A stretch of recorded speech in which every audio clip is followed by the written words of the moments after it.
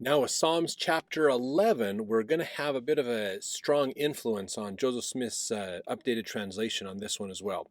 This psalm is a psalm written by King David as he is praising God after God has accepted this concept of the temple and moving things forward with preparing a place of worship for him. Because remember, they had the old tabernacle still at the time of King David, but it had gone unused or not really used very well for a long, long time. And so he spruced it up and then said, I want to make you a permanent temple, and put the plans together, started working on that, and then was never able to see that through. His son Solomon saw that through. So this is a psalm of David about the Lord accepting his holy place, basically.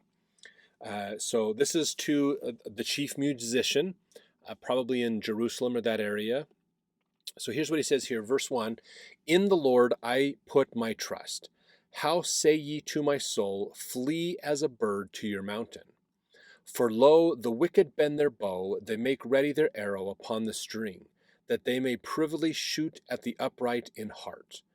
If the foundations be destroyed, what can the righteous do? The Lord is in his holy temple, the Lord's throne is in heaven. His eyes behold, his eyelids try the children of men. The Lord trieth the righteous, but the wicked and him that loveth violence his soul hateth. So those are the first 5 verses of this psalm. And if you notice in the footnotes, there's a Joseph Smith translation for all of these. So let's read what Joseph Smith had put together as he was going through his not retranslation or reinterpretation of the Bible, but using the gift of translation that he was given, like he used for the Book of Mormon, to go through the Bible to find things that were lost or mistranslated. So, verse 1, in that day thou shalt come, O Lord, and I will put my trust in thee. Thou shalt say unto thy people, for mine ear hath heard thy voice. Thou shalt say unto every soul, flee unto my mountain. And the righteous shall flee like a bird that is let go from the snare of the fowler. Now, that's just verse 1. That makes a lot more sense than what we heard in the psalm. That this is about having a temple and God telling his people, when life gets hard, when things get bad, flee to my holy mountain, flee to my temple. That's also the same as saying, stand ye in holy places, basically, is come to where I am at, come to where I can help you. So verse 2, for the wicked bend their bow, lo, they make ready their arrow upon the string, that they may privily shoot at the upright in heart to destroy their foundation.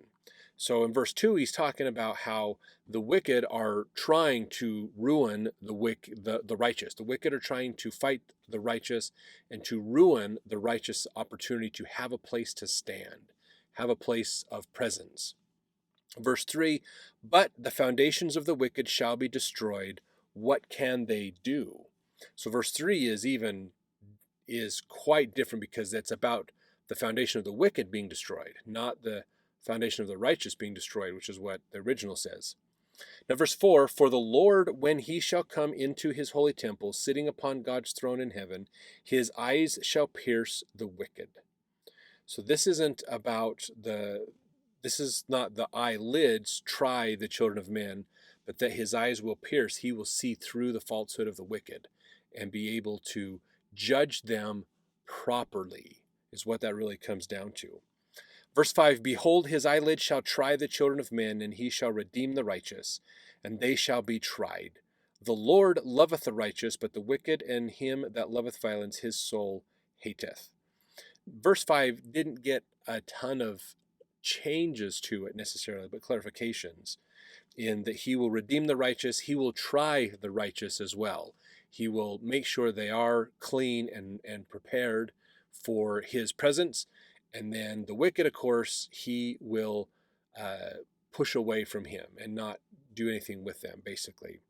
Now there's 2 more verses in this. That was the Joseph Smith translation that we just read, basically. So the verse 6, continuing on, upon the wicked he shall rain snares, fire and brimstone, and a horrible tempest. This shall be the portion of their cup. For the righteous Lord loveth righteousness, his countenance doth behold the upright. So this psalm is all about God accepting his temple, God coming to his temple and accepting his people as well. Zion is in this the verses of this chapter. This psalm is also about the righteous and the wicked. God will judge the people appropriately. He will see through the faults of the wicked. He will know what the truth really is about what they're doing. He will also help the righteous, but he's going to test the righteous to make sure that they are worthy and prepared for the glory that he wants to give them, and that he will help them and bless them.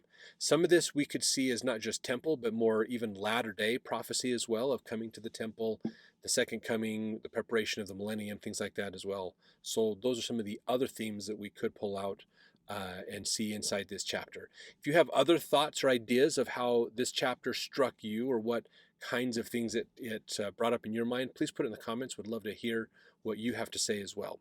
So let's jump over to the next chapter to learn more.